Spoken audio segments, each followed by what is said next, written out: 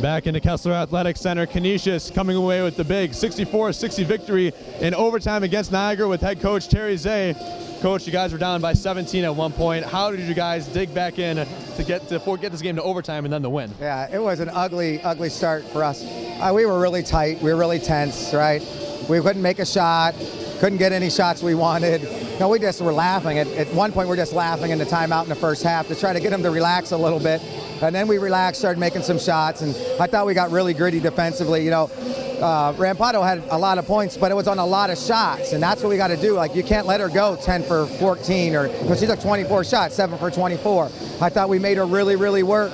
I thought she was tired because we made her work defensively down there. And then Maria was big. Like, she had some big shots for us.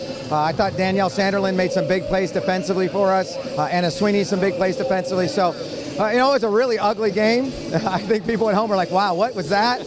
But at least it was entertaining. Entertaining it was. In the overtime period, you talked about how your team was tight. How were you able to keep the team loose in such a high tense situation? Yeah, it's great. I'm not sure we were loose. Maria stayed loose out there, but just try to have fun with it, right? Like, the end, they make a prayer three to put into overtime. We thought about fouling. We were giving no fouls, and then we said no because a couple games ago, a team fouled them, and they got into the act of shooting real quick and got 3 free throws, and we were a little bit afraid of that. I thought we played great defense in that segment. They just made a prayer shot. But the kids stayed calm and made some big plays. And what is it about Maria Welch's performance against Niagara? Last year in the MAC tournament, she had a huge game, another huge game today. What is it about this game for Maria Welch that lets her go off? It's always funny as broadcasters and coaches and sometimes players just have good games against certain teams. It's amazing. Mike McDonald, my old boss, we always like, oh, he played well against them last time, let's play him minutes again. I think it's a comfort level. This game is so much between these 9 inches between your ears, and I think if you feel comfortable in that space, that you're going to play comfortably, and that's what Maria does. As the early start of the season, you guys had some struggles, but now you're winners of 4 of the last 6. How has that changed the mentality for you guys as a team? I'm just trying to get through each practice and each day. We have so many young people playing it sometimes out there that it scares me to death, so I don't even think much about that. I'm just thinking about, okay, what can we teach them today that's going to matter for the next game? But I'm certainly happy for them and happy for our team to dig that one out. All right, Coach, congrats on the big win. Thanks. Eric, right back over to you. Let's take a look at the final stats.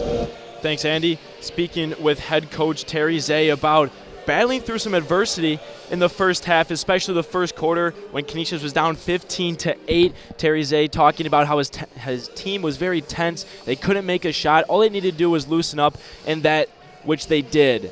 Maria Welch had an excellent day of 22 points. Right behind her was Sarah Hendrick's daughter with 12 points. She went 1 for 7 for threes and 4 for 14 on twos.